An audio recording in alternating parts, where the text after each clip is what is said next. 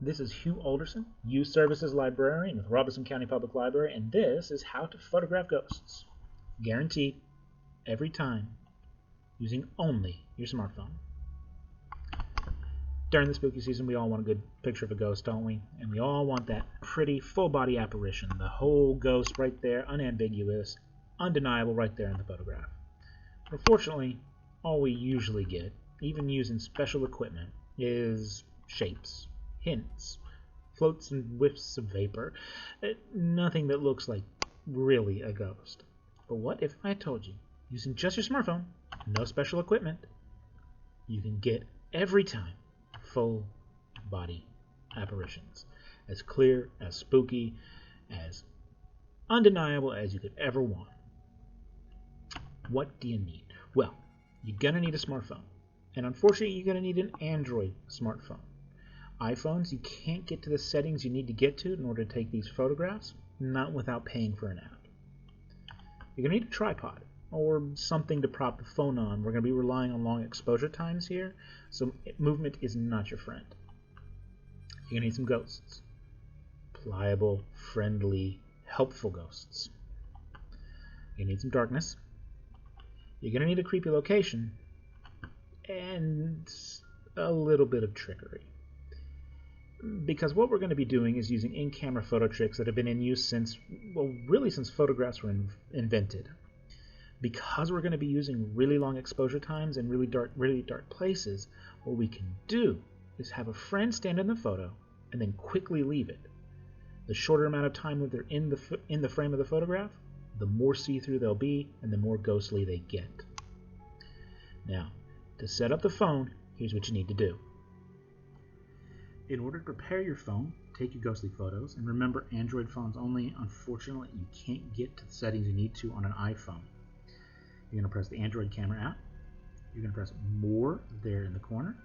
You're going to press Pro up here in the center on my phone, and you're going to see this list of options on the screen now. The ones you want to pay attention to are ISO, your shutter and aperture, and your focus. ISO is a measure of how sensitive your phone is to everything that's kind of going on. Because it's going to be in low light, we want it sensitive but not too sensitive. So you want it between 400 and 800. I've been using 800 and getting good results, but you go ahead and use whatever, but go ahead and experiment and see what works for you. For your shutter, we'll press that button. You'll see down here in the corner a thing that says f2.4, or it may say f1.5. It'll depend on the conditions. Your phone will have automatically done it. Mine's set to manual right now. You'll want it on manual. I suggest using 2.4. 1.5 is for low light conditions. 2.4 is for brighter conditions. But since we're leaving the shutter open so long, I feel like I've been getting good results treating it like it's actually a brighter scene than it is. But go ahead and test it to see what works best for you. The slider here is your shutter speed. You're going to want between 8 and 10 seconds. That's probably about the sweet spot for the amount of time you need to not only get a good picture, but let people move fairly freely and safely and get good, spooky, ghostly forms. And then finally, your focus. To start, you can go ahead and have your autofocus on and set up your shot. Make sure everybody's ready, everybody's in focus, everything's in focus. But once you're comfortable and ready, go ahead and switch it over to manual focus. That's right, manual focus. Tighten up the focus if it's moved a little bit. This is because once the scene's dark and once people start moving, your phone's going to want to automatically try to refocus if it's on auto.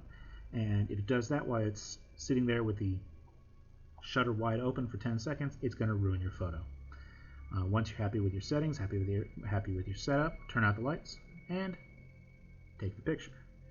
As you can see, it'll say taking picture. Hold your phone steady. That's why you need a tripod. That's why it's so important to have a tripod. Little circle is the countdown, and bang, you have your photo. You can see this one's garbage because it's way too bright in this room, but you should have a suitably ghostly photo.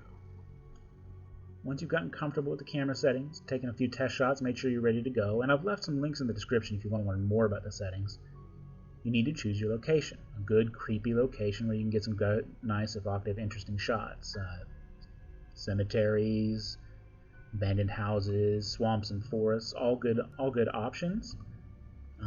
Your house is even a great option. Good shots from your bedroom, your kitchen, your dining room. Good way to creep out the family. Maybe try to convince them that your house is haunted. Your work might be a great option. And businesses often have some really great creepy locations like garages, mechanical rooms, janitor closets, or old unfinished back rooms that can create really creepy options and scenes. Whatever you choose, make sure you have permission to be there. Whether it's a publicly available space or a privately owned space, make sure you're allowed to be there during the times of darkness that you're going to need in order to take these shots. Don't get arrested, or worse, just for the sake of the silly photos. And don't get hurt either. When you're scouting your locations, make sure they're safe to be in. An old creepy falling down house may look like a great spot for a ghost photo, but it might not be safe to walk in, especially at night. Be safe while you're having the fun. Don't get hurt. Don't do something stupid just for a silly photo. Once you've chosen a suitably spooky location, like a dungeon full of books, and you have your ghosts all ready, you want to set up your camera on the tripod and get ready to shoot. Have your ghosts get in position. Make sure that they know how to get out of their spot once it's good and dark, so they don't trip over anything or hurt themselves. Once you're ready, you will tell your subject to stand still for about half of the exposure time. The longer they're in the exposure, the more solid they'll be. The shorter in, the more see-through they'll be. You'll turn out the lights, you'll hit the shutter button, and count 1, 2, 3, 4, and your subject just quickly leaves the scene. The camera will finish taking the picture, and you should have a ghost. While you're taking your photos, play around. Add people to the scene. Play around with where you're taking it and how you're taking it. You see here I've used a mirror. It works just as well and is always a super spooky option. You can make a scene creepy, make a scene sentimental or sweet. And sometimes even blur isn't always the enemy. Sometimes a little bit of blur can add some emotion to the scene, make it extra creepy, extra spooky. Have fun, play around with it, get creative.